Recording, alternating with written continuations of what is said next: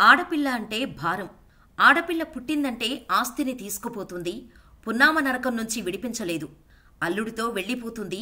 చూసే దిక్కు ఉండదు అని అనేవాళ్లు చాలామందిని మనం ఈ సమాజంలో చూస్తూనే ఉంటాం.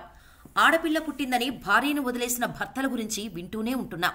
రెండో కాన్పులోనూ ఆడపిల్లే పుట్టిందని చంపేసిన ఘటనలు ఎదురవటం కూడా చూస్తున్నాం.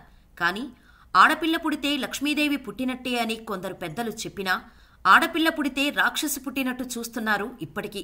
అసలు ఈ ఆలోచన ఎందుకు వస్తుంది? అసలు ఎవరి ఇంట్లో ఆడపిల్ల పుడుతుంది? అర్జునుడికి శ్రీకృష్ణుడు ఏం చెప్పాడు? ఆడపిల్లను పొందే అదృష్టం ఏం చేస్తే కలుగుతుందో ఈ వీడియోలో చూద్దాం. ఎవరైతే పూర్వజన్మలో దానధర్మాలు చేసి ఉంటారో, ఎవరైతే పుణ్యం చేసి ఉంటారో అలాంటి వారి కడుపులో ఆడపిల్లలు పుడతారు. ఇది నేను చెప్పడం లేదండి. కురుక్షేత్ర యుద్ధ సమయంలో అర్జునుడికి శ్రీకృష్ణుడు చెప్పాడు. అంతేకాదు, ఆడపిల్లల భారాన్ని సహించగలిగే ఇళ్లల్లో మాత్రమే దేవుడు ఆడపిల్లల్ని పుట్టిస్తారట. మగపిల్లల్ని వంశోద్ధారకుడు అంటారు. కాని వంశాన్ని ముందుకు నడిపించేది మాతృమూర్తి అనేది మనం గుర్తించాలి. ప్రతి ఒక్కరూ ఒకసారి ఆలోచిస్తే విషయం అర్థమవుతుంది.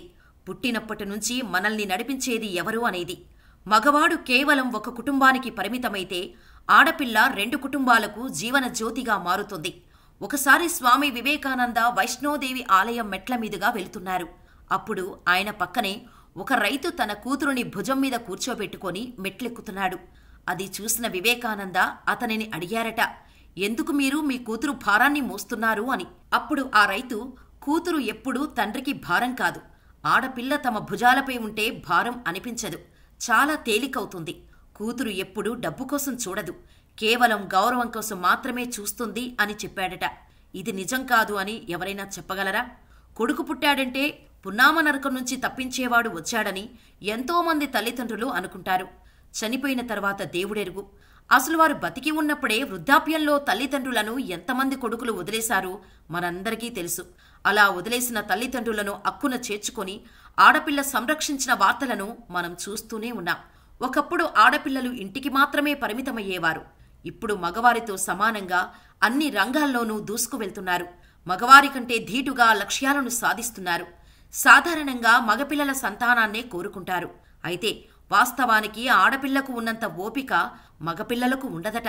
కొన్ని సైన్స్ ప్రయోగాల్లో, మానసిక అంచనాల్లో ఇది నిజమని తేలింది.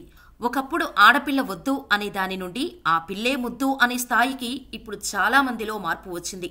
అసలు ఆడవారు లేకపోతే సృష్టికి మూలం లేదు. ఈ విషయం ఇప్పుడిప్పుడే తెలుసుకుంటున్నారు.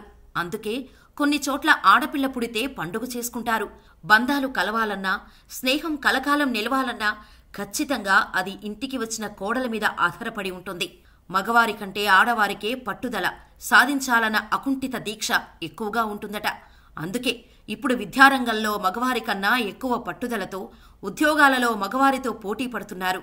వ్యాపార రంగంలో ఇప్పుడిప్పుడే ముందడుగులు పడుతున్నాయి. ఆడవారి గొప్పతనం ఇంకా తెలుసుకోవాలంటే స్త్రీ వలన రాజ్యాలు పోగొట్టుకున్నవారు ఉన్నారు. అదే స్త్రీ కోసం రాజ్యాలను జయించిన వారు ఉన్నారు. దీనికి మనందరికీ తెలిసిన ఉదాహరణగా రామాయణం అని చెప్పుకోవచ్చు. బ్రాహ్మణులలో ఉత్తముడు, గొప్ప శివభక్తుడు అయిన రావణాసురుడు సీతను అపహరించటంతో రాజ్యాన్ని, ప్రాణాలను సైతం కోల్పోయాడు. శివుడంతటివాడే తన కోసం రాజమందిరాన్ని నిర్మించమని రావణాసురుణ్ణి కోరాడు. అటువంటి వ్యక్తి ఓ స్త్రీ వల్ల ప్రాణాలు కోల్పోయాడు. అలాగే రాముడు కూడా ఆ స్త్రీ వల్లే రావణుడి అంతటి వాడిని గెలిచాడు.